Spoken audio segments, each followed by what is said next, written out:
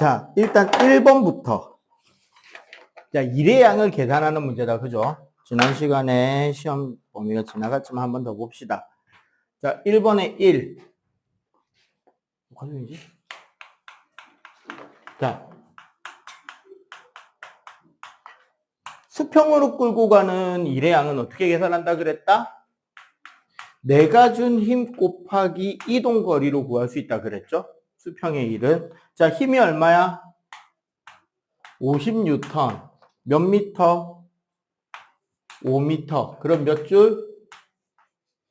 250줄. 자, 2번. 자, 수직으로 들어올리는 일의 양. 자, 수직일 때는 단위가 중요하다 그랬죠. 뉴턴인지 킬로그램인지 봐야 되지. 문제에서 뭐를 줬다? 10kg을 줬고 몇 미터? 2m라 그랬잖아. 자, 문제는 여기가 킬로그램이죠. 킬로그램이면 뭘 곱해줘야 된다? 중력 가속도 9.8 곱해줘야 됩니다. 그죠? 그래서 9.8을 추가로 곱해주면 196줄. 그래서 3번은 총 1의 양이니까 1번과 2번의 양을 더하면 되겠다. 그지? 그럼 얼마? 446줄.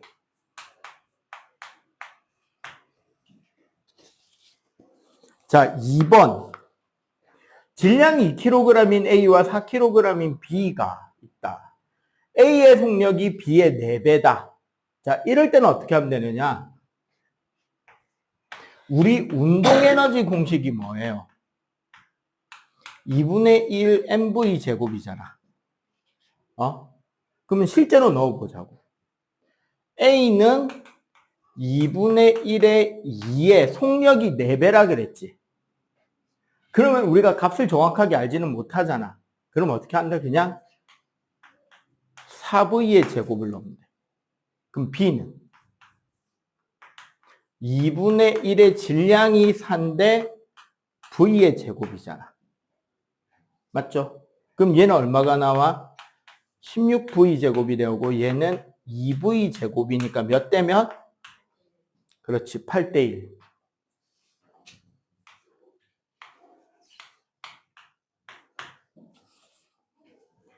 (3번) 똑같이 운동 에너지를 이용한 문제죠. 자, 2분의 1 mv 제곱인데 질량이 2배가 되면 얘가 무슨 운동 에너지인데, 자, 질량과 운동 에너지는 무슨 관계다? 비례 관계죠. 맞지? 그러면 숫자 넣고 계산할 것도 아니고 1번은 2배가 되겠지. 왜? 운동 에너지랑 질량이 정비례하기 때문이다. 3번에 2번. 지금 현재, 자, 현재 운동 에너지는 2분의 1의 질량이 2에 속력이 2의 제곱이잖아. 그럼 몇 줄이다? 현재는 4줄 가지고 있다. 그런데 나중은 2분의 1의 2의 10의 제곱이니까 몇 줄? 100줄이 되잖아. 그러면 내가 해줘야 되는 일은 얼마야? 일이란 에너지를 변화시킨다 그랬으니까 요 사이만큼 해주면 되겠지?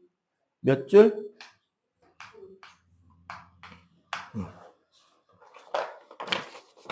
자, 뒷면에.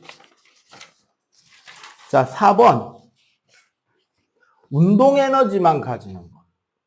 한마디로 기준면에 위치하고 있으면서 지금 움직이는 거 고르라 소리죠. 1번이 기억이네요. 그지? 책상 위에 있는 지우개나 높은 사과에 매달린 사과는 무슨 에너지만 가지고 있다? 위치 에너지만 가지고 있다. 그죠?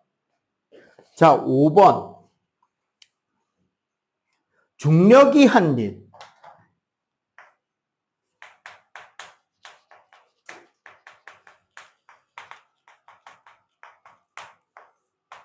자, 지금 중력이 한 힘은 9.8 곱하기 2죠. 맞지? 이동 거리는. 2.5배다네. 그럼 요거 두 개 곱하면 얼마? 49줄. 그리고 가만히 있던 물체가 이만큼의 일을 받은 거잖아. 맞죠? 그럼 운동에너지랑 일의 양이 어떻게 되면 된다? 같으면 되겠지? 그죠? 그러면 49는 2분의 1 곱하기 질량 2 곱하기 V제곱. 따라서 V는 7m/s. 3번이다, 그죠? 자, 6번. 위치 에너지를 비교하기인데, 우리 위치 에너지 공식은 9.8 mH인데 전부 다 위치 에너지인데 단위가 다 킬로그램이잖아. 그 말은 결국 6번 문제 풀 때 9.8을 하나하나 다 곱해줄 필요가 있다, 없다? 없죠. 뭐만 하면 된다? 얘만 곱하면 되잖아. 맞지? 요렇게만 곱하면 되기 때문에 A는 9.8 곱하기 1이지. 9.8 곱하기 1. 9.8은 놔두고 곱하기 몇이 되는지만 따져봐보라고. B는 곱하기 3. C는 곱하기 2. D는 곱하기 4. E는 곱하기 3. F는 곱하기 6이죠. 그러면은 똑같은 걸 곱한 뭐랑 뭐가? B랑 E랑이 같은 위치 에너지를 가지게 되겠습니다. 따라 4번이죠. 됐지? 자, 시험지 앞으로 내주시면 되겠어요. 오늘 할 거는 역학적 에너지 보존인데, 지난 시간에 그 이야기를 했어요. 일 에너지 보존.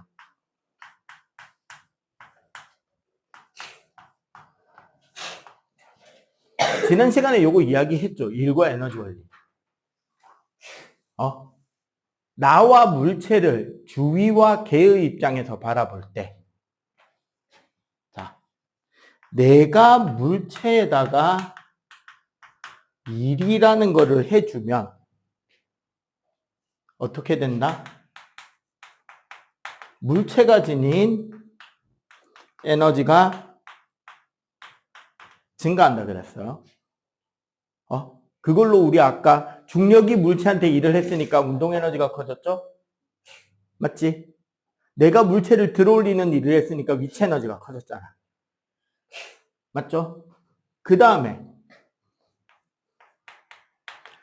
물체가 그 바깥 주위에다가 일이라는 걸 해주게 되면 어떻게 된다? 물체가 지니는 에너지는 감소하게 되고, 대신에 누가?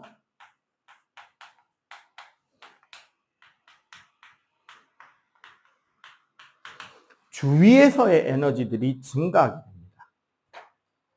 특히 이 주위라는 녀석이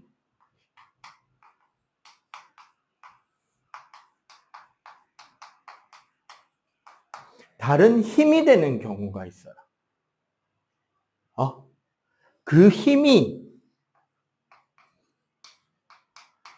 중력이거나 우리가 중등에서는 배우지 않지만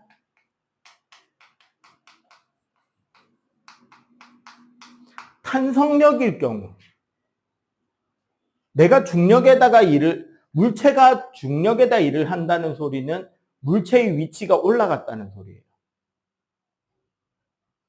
왜냐하면 물체를 들어올리게 되면 중력이 마이너스 1을 하는 거란 말이에요. 방향이 반대니까. 그럼 내가 활을 당겼으면, 활이면 탄성력이 있는 물체잖아. 탄성력은 돌아가려는 물체인데 나는 그걸 억지로 반대로 당겼지. 그럼 뭐 활이 탄성력에다가 일을 해준 거죠. 원래는 탄성력이 활에다가 마이너스 1을 한 거니까. 이렇게 되면 결국 무슨 이야기가 된다? 중력이나 탄성력이 에너지를 저장하잖아. 맞죠? 이게 바로 위치 에너지가 돼요. 중력이나 탄성력이 아닌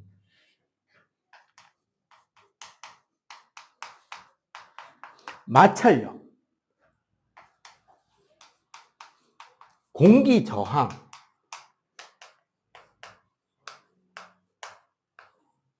충돌 같은 것들이 일어나. 자, 여러분들 손 들어봐. 손바닥을 딱 이렇게 붙이고 막 문질러 보세요. 그럼 마찰력에다가 우린 일을 해줬잖아. 손바닥이 어떻게 돼? 따뜻해지죠. 이게 뭐다? 마찰력, 공기저항, 충돌에다가 일을 하게 될 경우는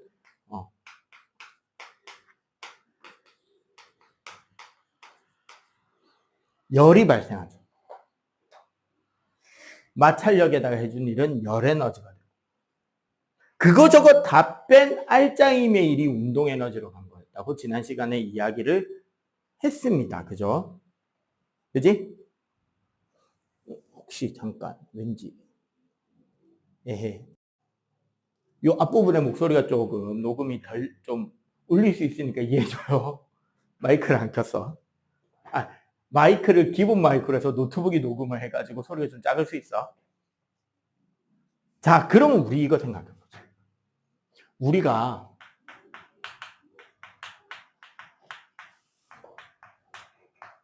역학적 에너지라고 하는 개념 자체가 무슨 에너지와 무슨 에너지?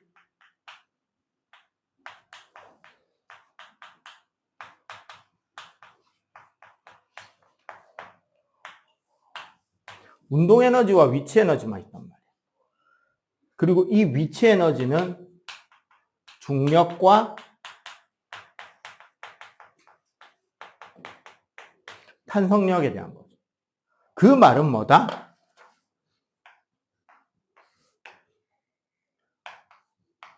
물체가 운동할 때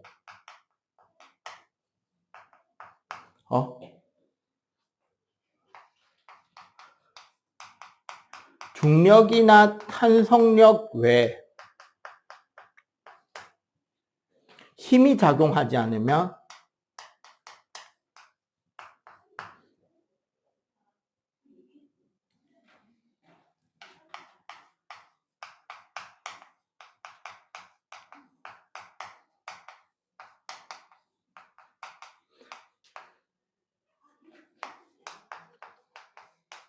외부로 에너지가 새 나가는 게 없기 때문에 역학적 에너지의 총 합계가 어떻게 된다? 일정하게 됩니다. 중력이나 탄성력 외의 힘이 작용하지 않는다라는 말은 사실 뭐다? 마찰이나 공기 저항은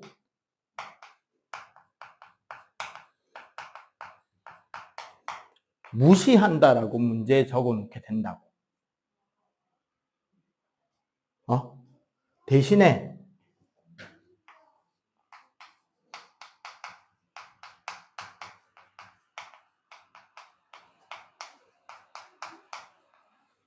마찰이나 저항이 작용하게 되면 어떻게 된다?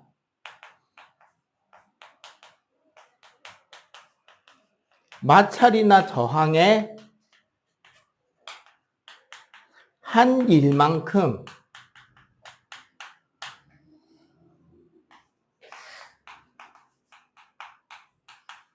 역학적 에너지는 감소하는데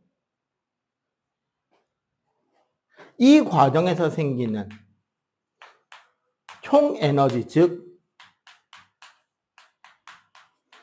역학적 에너지 더하기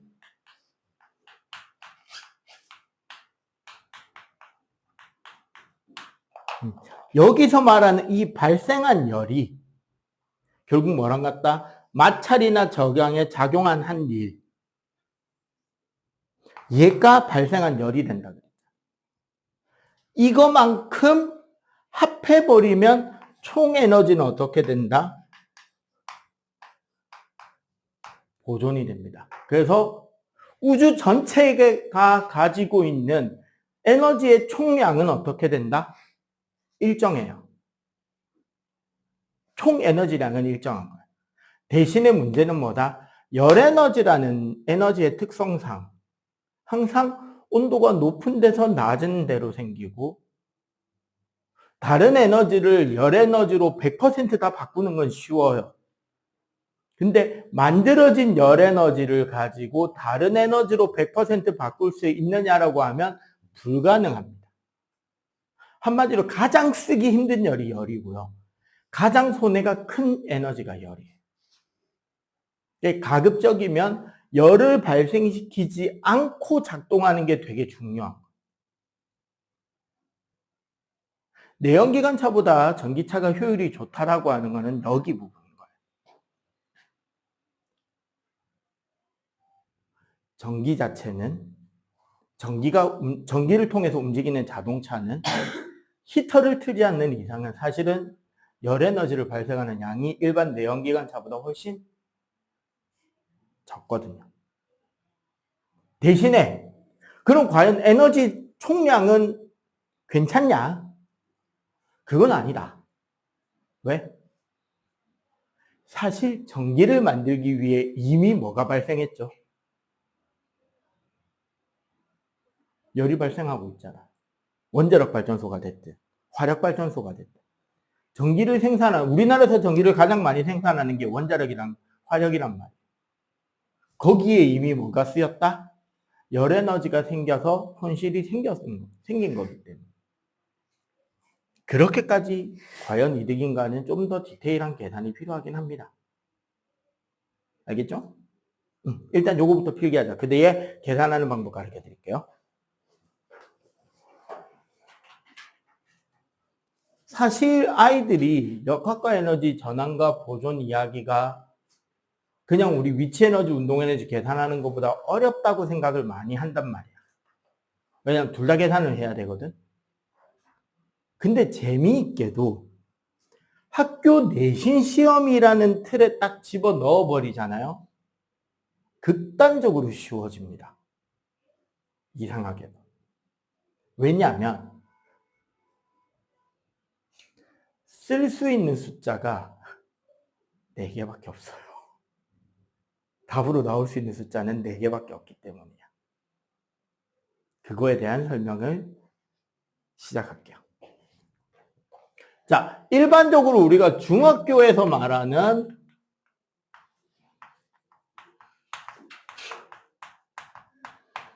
역학적 에너지 보존이란 딱 한 가지 패턴이에요.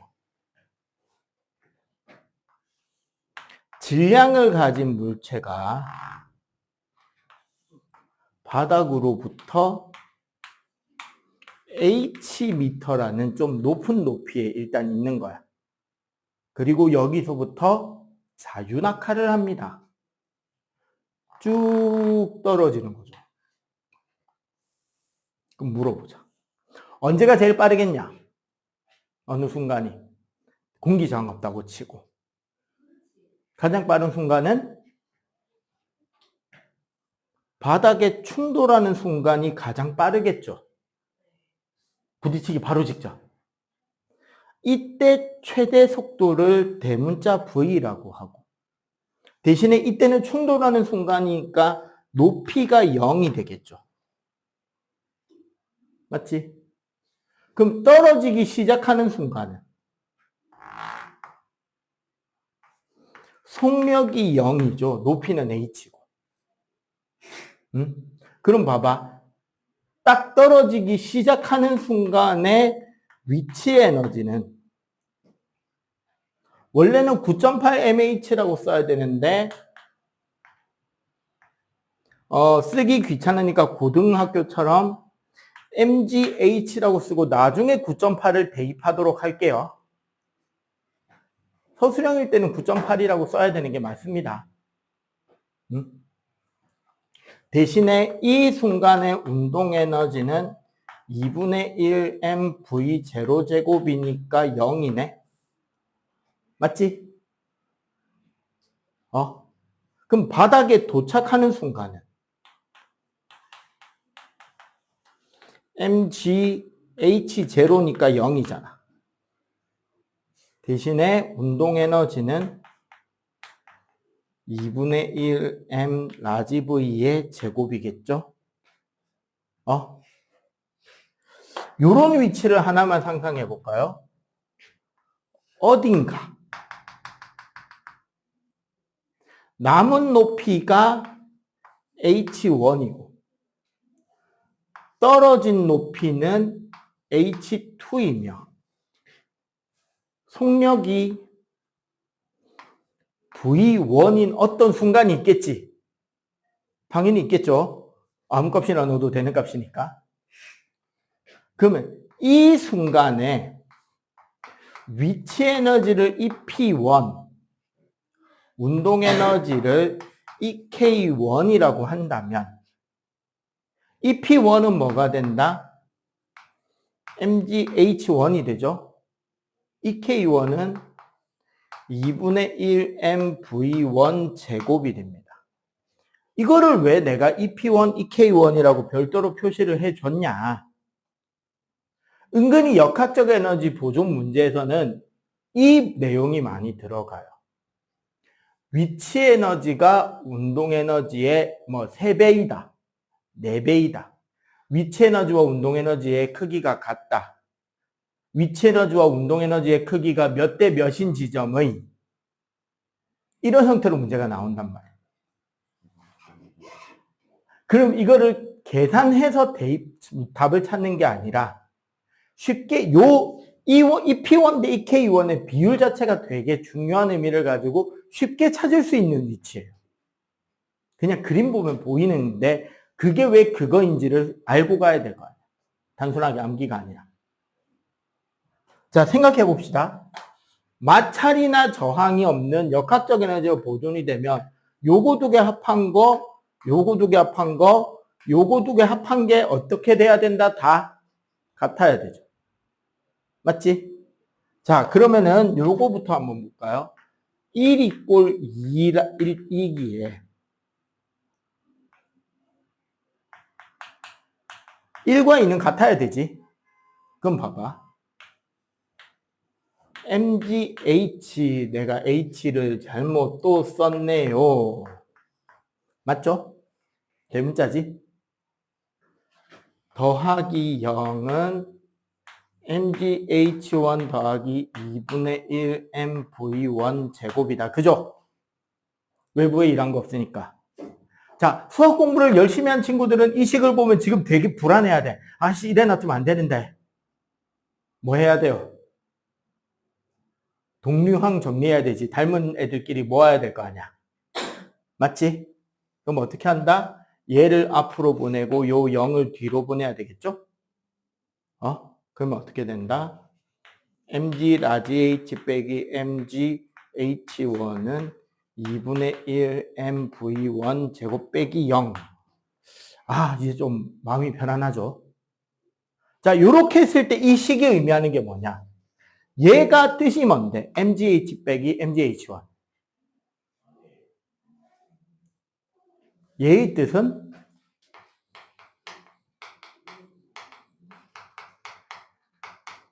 위치 에너지가 얼마나 줄었냐가 계산이 되죠. 얘는 뭐가 되는데 그러면? 얘가 가지는 뜻은? 그치, 증가한 운동 에너지죠. 이 둘이 어떻다고? 한마디로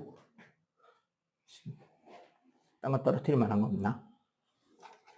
이렇게 물체를 떨어뜨리게 되면 위치 에너지가 줄잖아.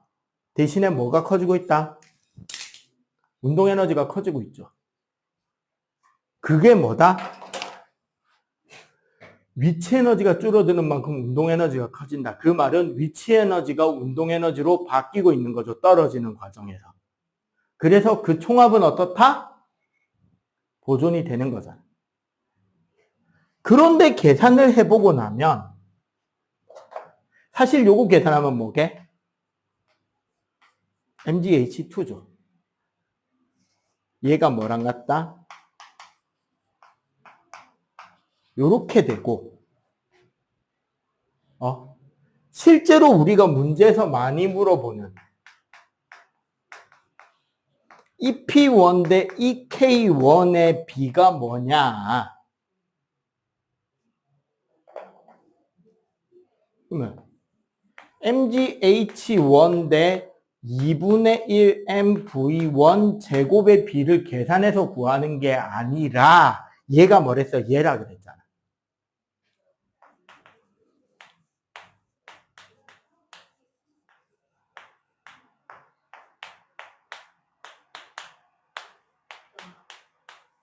여기서 끝나버려요.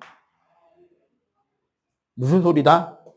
남아있는 높이가 뭐랑 관련 있는 거다? 위치 에너지랑. 떨어진 높이가 뭐랑 관련 있는 거다? 운동 에너지랑 관련 있다는 소리야. 그지? 그리고 1 이꼴 3에서 1과 3도 같아야 되잖아? 맞지?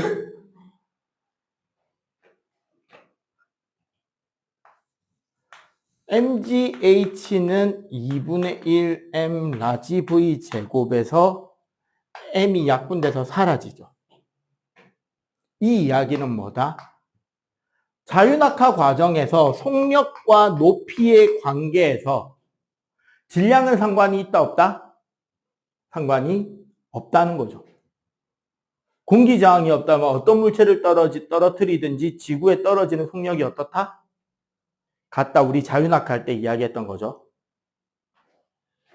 그리고 넘어가서 계산하면 라지 V 제곱은 2G 라지 H, 즉 19.6H가 돼서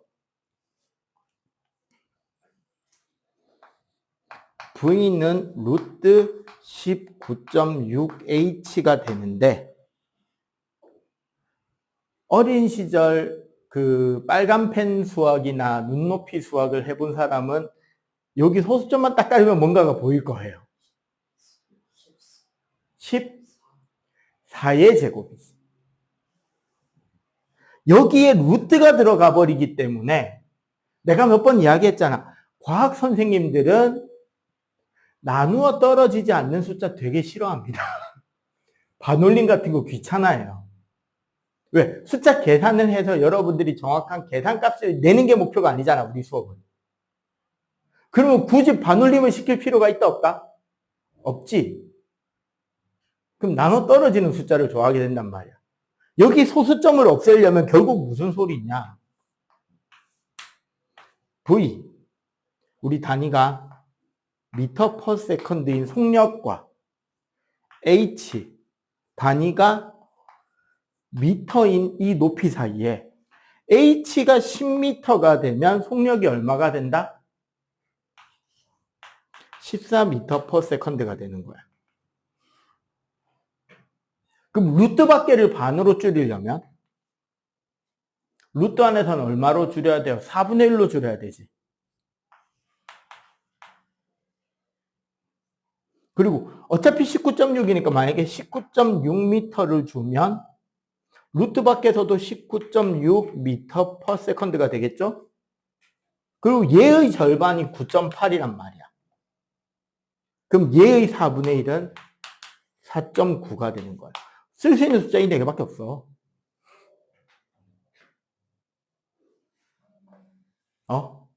실제로 어떤 문제가 나왔냐면,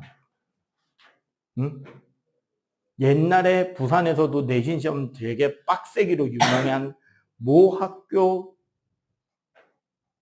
중학교 내신 문제에서 100점 예방용으로 한 문제 던져준 게, 봐봐.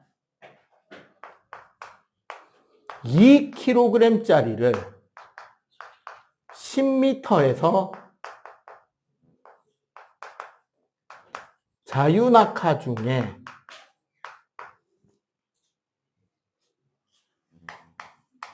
위치 에너지가 운동 에너지의 3배인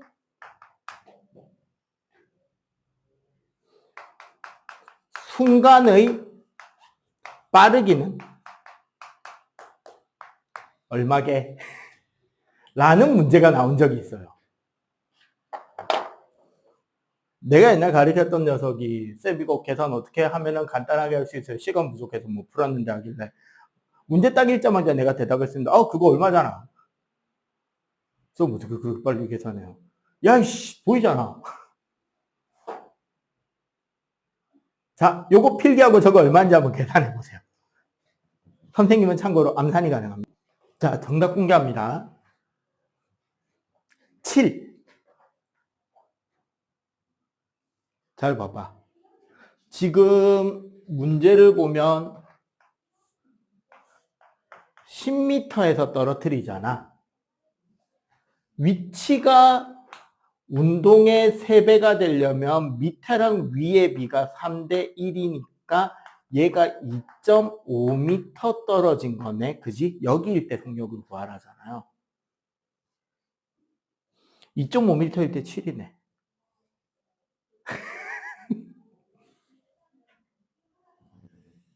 맞잖아요. 2.5m 떨어지면 속력 7이 되잖아. 그래서 7입니다. 실제로 여러분들 수능 문제 한번 풀어볼래요? 푸는 법 보여줄게. 실제로 이거 수능 문제였고요. 한 10년 전쯤에 나온 수능 문제. 정답률이 무려 28%였습니다. 수능 문제 정답률이 28%라는 게 무슨 소린지 아냐? 순수하게 자기 실력으로 푼 사람이 열에 한 명밖에 안 된다는 소리예요. 오질 한다니까 20%는 깔고 가잖아. 맞지? 그럼 순수하게 자기 실력으로 푼 사람은 남은 80% 중에 8%니까 열에 한 명이죠. 맞지? 실제로 이거 나 고등학생들도 종종 고등학교 물리 과정에서 아이들이 물어보는 문제예요. 쌤 이거 어떻게 풀어요? 1kg짜리 물체고요. 대신에 이 문제는 고등 과정이니까 중력 가속도를 10m/s 제곱으로 잡습니다. 9.8 대신에 10 곱하라는 소리예요. 저 소리는. 1kg짜리 물체가 A에서부터 자유낙하를 합니다.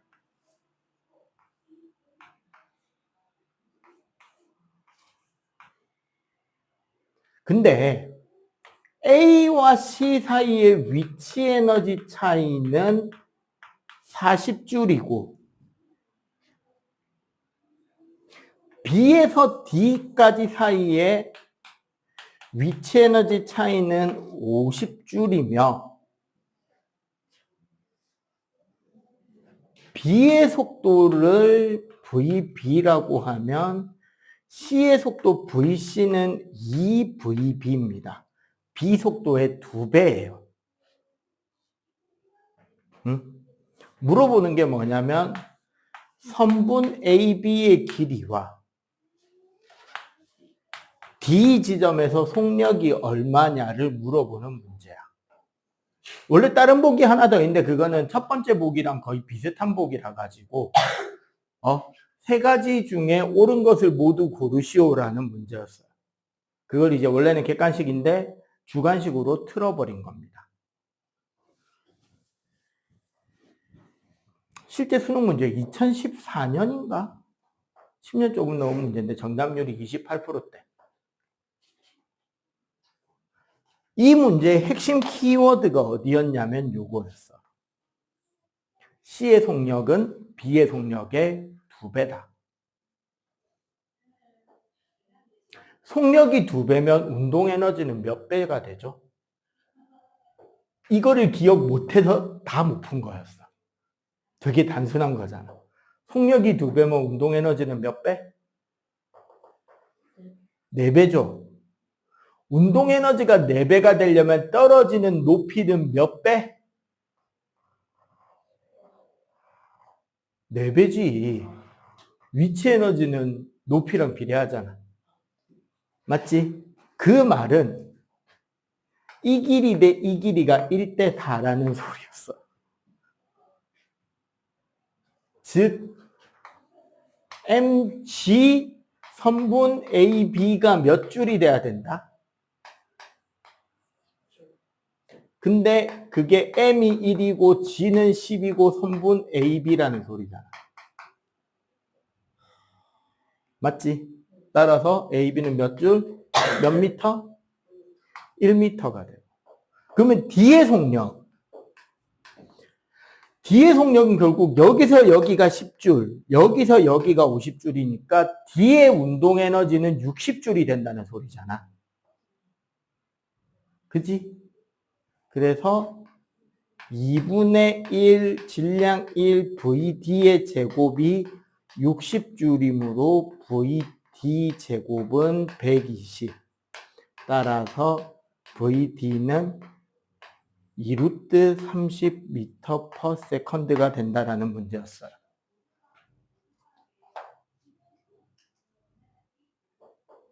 근데 학생들이, 그 당시 학생들이 이게 무슨 말인지를 제대로 이해를 못해서 속력이 2배, 운동 에너지가 4배, 그러면 떨어지는 높이도 4배. 이거를 이해 못해서 되게 많이 틀렸었고요. 그리고 실제로 요 표 있잖아, 요 표. 이 표는 되게 다양하게 나옵니다. 어떤 식이냐, 이런 거예요. 봐봐. 수평면에서 공을 14m per second로 쌓아 올렸어요. 그럼 몇 미터까지 공이 올라간다? 수직으로 쏘면? 네, 10m 올라갈 수 있어요. 10m에서 물체를 자유낙하시켰다. 바닥에 도착할 때 속력이 얼마다? 14m. 진자 있잖아요, 진자.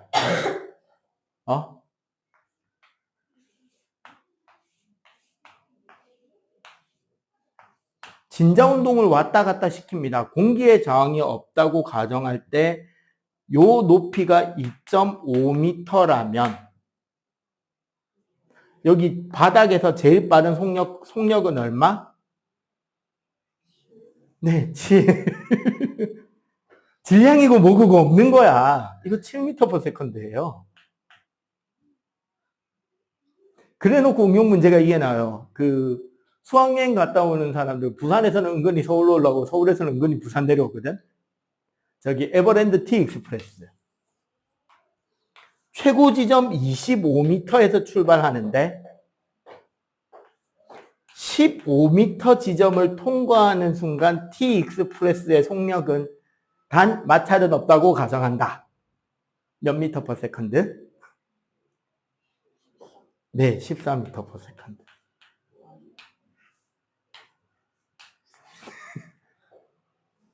쓸 수 있는 숫자가 이거밖에 없어요. 오늘 저 과제를 풀어보다 보면 느낄 거야. 쓸 수 있는 숫자는 이거밖에 없어요. 진짜예요. 이거 더 앞에 전기에너지 발생과 전압 말고 그 앞에 거. 자, 여기 있네.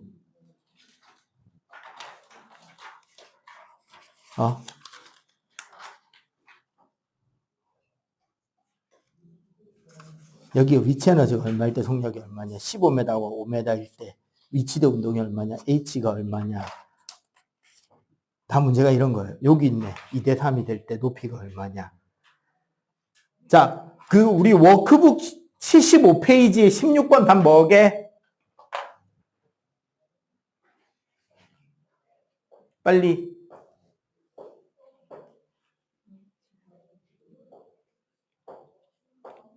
정답은 누구 어디로 어느 방향으로 던졌을 때 바닥에 도착하는 속력이 가장 빠를까요?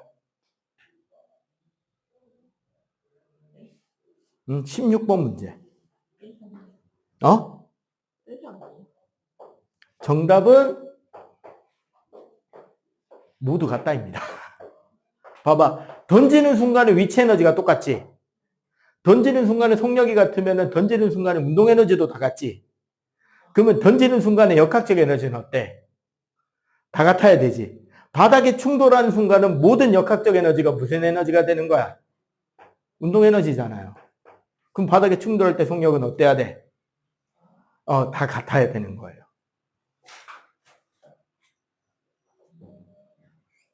오히려 계산이 없어져 버립니다.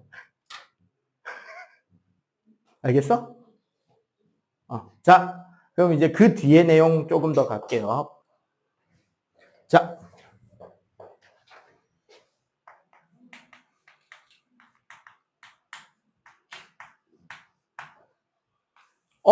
또 유도라는 단어가 나타났습니다. 야상의 유도가 나타났다. 유도의 뜻은 이거 내가 한 몇 주 전에 했지? 한 달 반 전에 설명했는데 유도란 그때는 정전기 유도가 나왔어요. 정전기 유도가 뭔지 기억하는 사람? 금속 같은 도체에 대전체를 접근시키면 어떻게 된다? 대전체와 금속 안에 있는 자유전자의 상호작용, 힘에 의해서 전자가 한쪽으로 쏠리죠.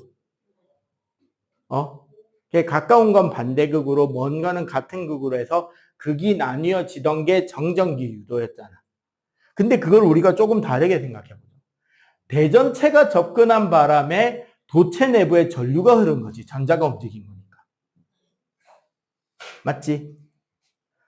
그렇게 해서 생긴 전자의 흐름을 유도 전류라 그러고, 그게 정전기적인 힘에 의해서 생겼다 그래서 정전기 유도라 그래요.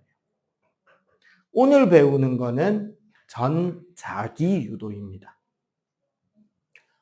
원래는 패러데이 렌츠 법칙이라 그래서 두 학자의 이론을 다 배우는 건데 현재 중등에서는 렌츠 법칙만 배워요.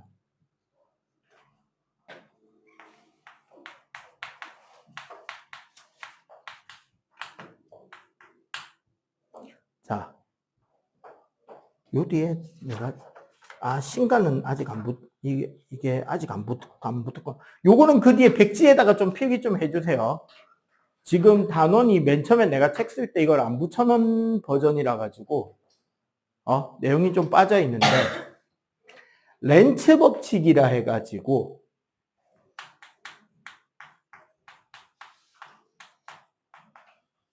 솔레노이드나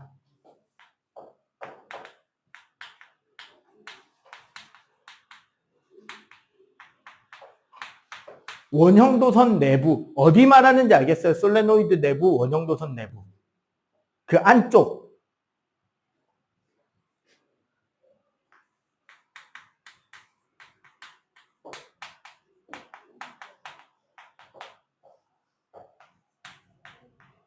자, 자기장이 변할 때. 자기장의 방향이 변하거나 자기장의 세기가 변하거나 그 자기장이 변할 때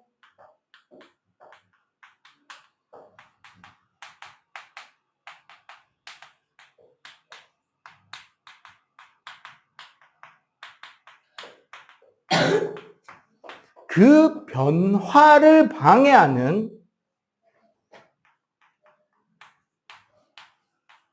유도 자기장과 유도 전류가 발생한다. 이게 렌츠 법칙이에요. 여기서 변화를 방해한다라는 말은 자기장 세기가 증가하면 반대 방향으로 자기장 세기가 감소하면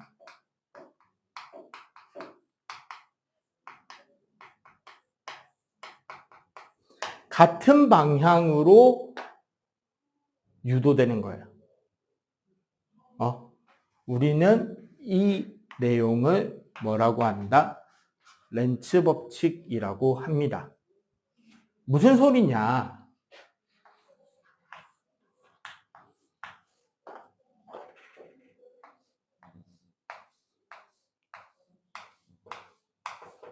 여기 지금 솔레노이드 하나 만들었다, 그지? 근데 건전지를 놓으면 어디가 N극인지를 맞추는 문제가 되겠는데 건전지가 아닌 검전기를 넣었습니다. 검전기는 여기를 A 단자, 여기를 B 단자로 할 때 어느 쪽으로 전류가 흐르는지를 알려주는 장치야. 전류가 A에서 B로 흐르고 있는지 B에서 A로 흐르고 있는지만 알려줘요. 근데 여기 지금 배터리 있어 없어? 없지. 전원장치가 없죠. 그럼 원래 여기에 전기가 흐르면 돼요 안 돼요? 안 되지. 근데 여기 문제를 잘 봐봐. 자기장이 변할 때라 그랬잖아. 그럼 한마디로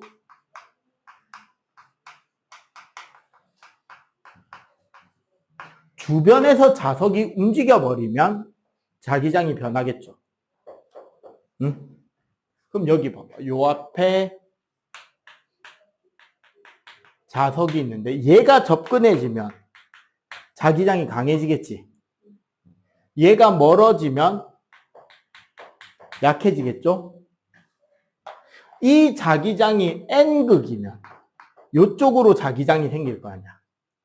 오른쪽으로. 이 자석이 S극이면 나오는 방향에 자기장이 생기겠죠. 그러면 총 변화는 몇 가지가 생기는 거야? 4가지의 변화가 가능하지. 그지? 어떻게? N극이 접근한다. N극이 빠져나온다. S극이 접근한다. S극이 빠져나온다. 맞죠? 이렇게 되면 N극이 접근하면 이쪽으로 자기장이 강해지는 거고 N극이 빠져나오면 이쪽 자기장이 약해지죠. S극이 접근하면 반대쪽 자기장이 강해지는 거고 S가 멀어지면 반대쪽 자기장이 약해지는 거잖아. 맞지? 자, 그러면 여기에 유도되는 자기장의 방향은 강해지니까 반대쪽으로, 약해지니까 같은 쪽으로, 강해지니까 반대쪽으로, 약해지니까 같은 쪽으로 생기는 거지. 요게 헷갈리면 이렇게 생각해도 돼요. 변화를 방해하려면 자석의 움직임을 방해해도 되잖아. 맞죠? N극이 들이대지 못하게 여기가 무슨 극이 되면 N극이 들어오는 걸 방해할 수 있을까요? 요쪽이 N극이 되면 되네. 맞지? N극이 빠져나가지 못하게 하려면 여기가 무슨 극이 되면 빠져나가는 걸 힘들게 할 수 있어. 그치. S가 들이대지 못하게 S. S가 빠져나가지 못하게 N이 되면 될 거 아니야. 이쪽 자기장이 저절로 생깁니다. 여기에 자석을 움직이는 것만. 그렇게 자기장이 생기는 이유는 전류가 이렇게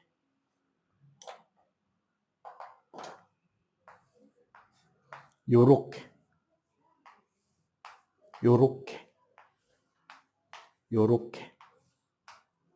요렇게 흐르는 거야. 그래서 유도 전류는 자, 이렇게 전류가 흐르려면 A에서 B를 향해 흘러야 되죠. 이 경우는 그치. B에서 A 쪽으로. 얘는 다시 A에서 B 쪽으로 전류가 흐르게 된다는 거지.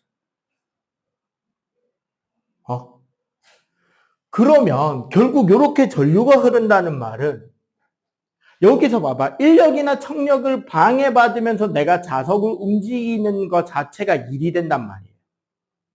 그 일이 이 솔레노이드를 통해서 무슨 에너지로 바뀐 거다? 전기 에너지로 바뀌어서 전류가 흐르게 된다는 거지. 저기 송정 오시리아역 롯데월드 옆에 보면 국립부산학생과학관이 있습니다. 가본 사람? 가봤어? 거기 과학관이 하나 있어요. 그 오시리아역에서. 그 기장에 과학박물관 같은 게 하나 있습니다. 여러 가지 과학 관련 전시시설도 있고, 2층에 가면 플라네타리움 관측실도 있고. 한 번씩 애들 데리고 가니까 좋아하던데. 거기에 가면 1층에 남자라면 절대 그냥 지나치지 못하는 체험 실험 도구가 하나 있어요. 발전기거든. 근데 그게 왜 남자가 못 지나치느냐?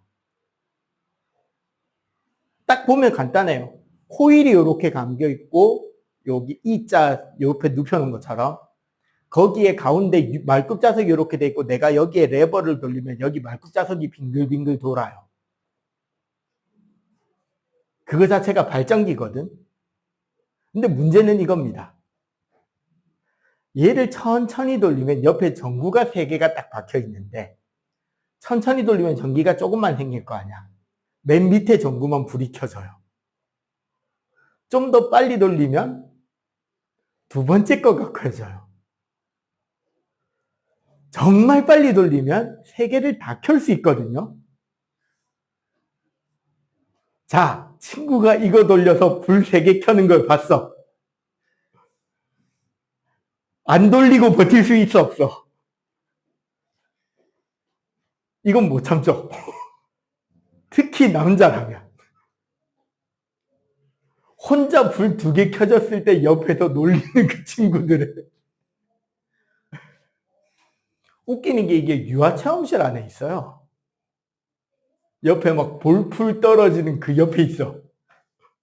웃기는 거. 유아체험실 안에 가면은 어디 학교에서 단체 가려면 중학생들 남자애들 줄 서 있습니다. 돌린다고. 왜?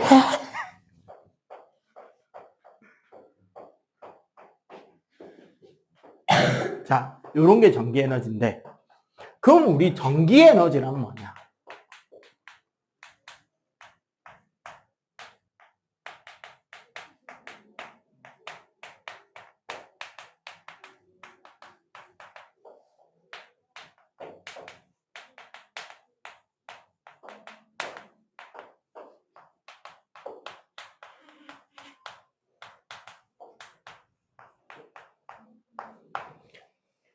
자, 전하가 운반하는 정기적 위치 에너지를 2글자로 줄이면 전위가 되고요. 다른 말로는 전압이 됩니다. 근데 총 전기적 에너지라고 그랬잖아. 무슨 소리냐면 전압이란 단위 전하가 운반하는 전기 에너지였단 말이야. 그 말은 전기 에너지는 도선을 통과한 전하량 곱하기 전압이 되겠지. 맞죠? 얘는 우리가 기호는 E나 W를 쓰고 그 단위는 에너지니까 줄이 되겠죠. 근데 우리 전류의 양은 시간당 전하량이었잖아. 전류할 때 배웠다, 그지? 그럼 어떻게 돼? 전하량은 전류 곱하기 시간이 되니까 얘는 VIT가 되지. 전기에너지 1줄은 1V의 전압으로 1A의 전류가 1초 동안 흐르면 1줄이에요. 그렇게 약속이 된 거야. 오늘의 마지막 내용이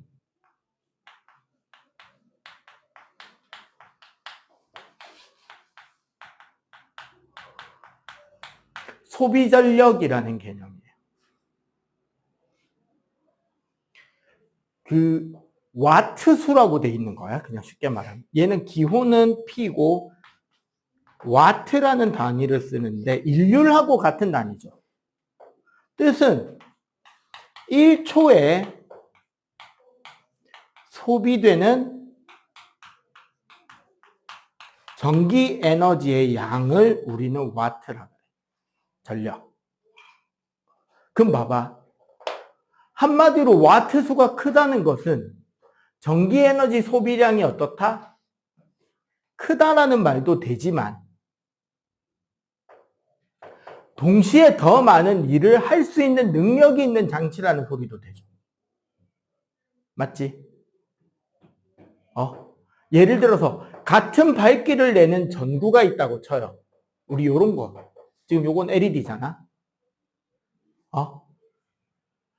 우리가 여기 LED를 달기 전에 옛날에는 형광등이었단 말이에요. 요렇게 생긴 모양인데 양쪽에서 형광등 꽂는 거.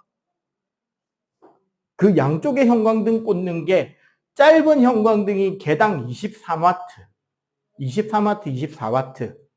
양쪽에 두 개를 꽂으니까 48와트짜리였거든.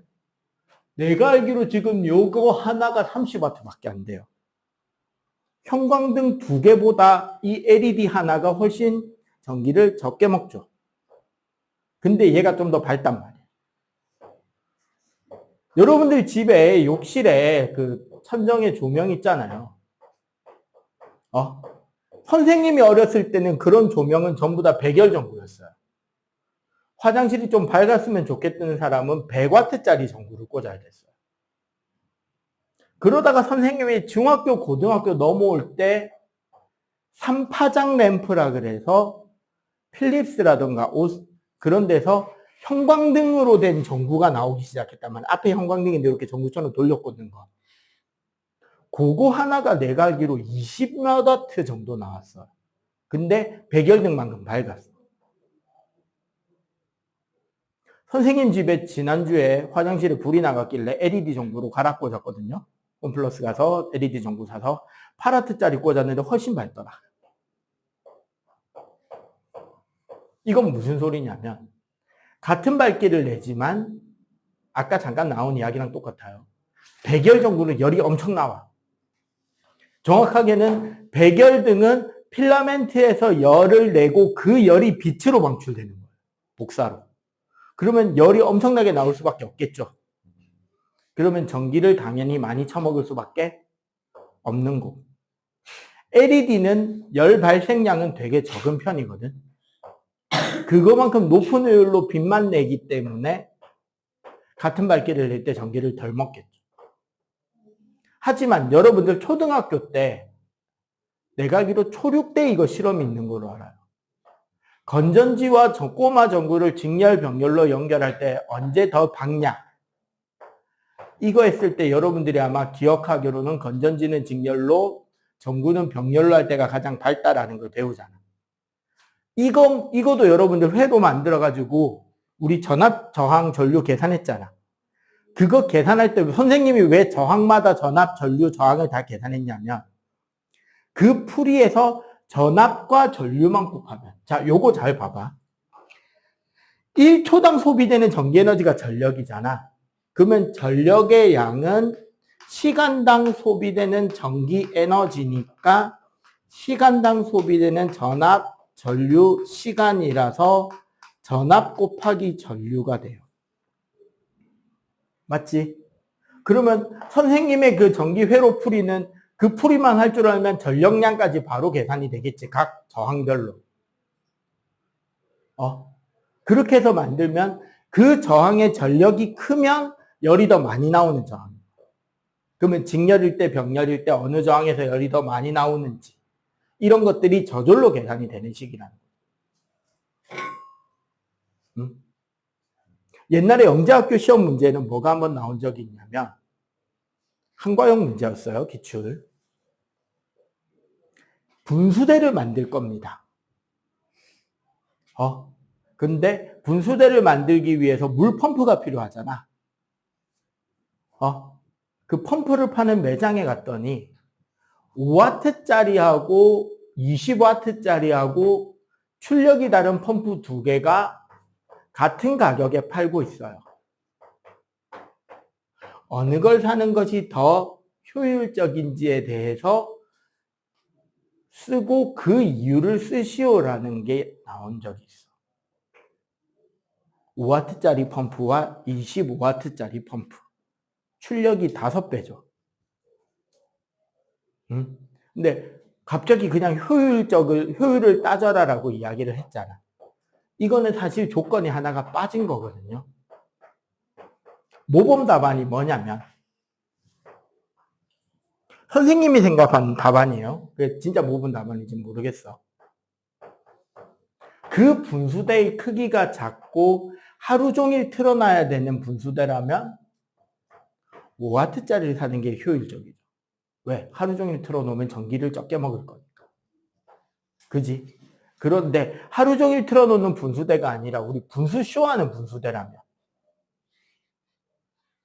짧은 시간 동안 물기를 쫙 뿜어 올리는 게 더 중요한 펌프잖아. 그러면 당연히 뭐를 써야지? 25W짜리를 써야지 더 멋진 분수대를 만들 수 있으니까. 한과형 쪽 기출은 약간 이런 것들이 있어요. 2차 문제들, 서술형 문제들. 문제가 완성이 안 돼 있어. 조건을 더 만들어야 돼. 그 조건을 답을 쓰는 사람이 생각해서 창의적인 답을 써내도록. 하지만 그 내부의 과학적 근거는 뚜렷하게 쓸 수 있도록. 아마 대부분의 학생은 둘 다 써내겠죠. 아니, 둘 중에 한 가지를 써내겠지. 근데 막연하게 5W짜리가 전기 덜 먹으니까 5W짜리가 더 효율적입니다를 원한 건 아니라는 거죠. 왜? 거기는 학교 내신 시험이 아니라 한과형 문제니까. 그렇겠지? 그런 소수의 초천재들을 좀 뽑아내고 싶어 하는 문제가 아니었나. 그런 생각이 듭니다. 이런 것들 영재원 시험이나 창의력 과학, 창의과학 이런 것들 할 때 이제 언급이 되는 형태의 문제이기도 하고. 그리고 요 전력이 소비되는 게 하나가 더 있어요.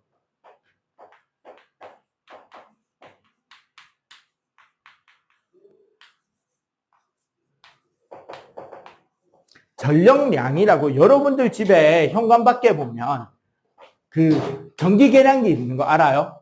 여러분들 집에서 전기를 그동안 얼마나 쓰고 있는지 적산 전력량계라고 있거든. 이건 뭐냐면 전력을 시간으로 곱하는 건데 여기서는 시간 단위를 초가 아니라 시간으로 씁니다. hour. 그럼 예를 들어 이런 거야. 우리 집에는 냉장고 소비 전력이 250W짜리인데 24시간 켜놓으니까 250짜리 24시간 해서 얼마? 10W짜리 LED 등 5개를 하루에 4시간씩 켜니까 얼마? 또 어떤 TV 500W짜리 TV를 하루에 2시간씩 보니까 얼마? 그래서 우리 집은 하루에 얼마? 30일이니까 한 달에 얼마의 전기를 썼습니다. 계산하는 문제. 이런 거밖에 안 내는 전력량이라는 개념이 하나 더 있긴 한데 사실은 전력의 개념이 제일 중요해요. 오케이? 일단 요거까지 필기.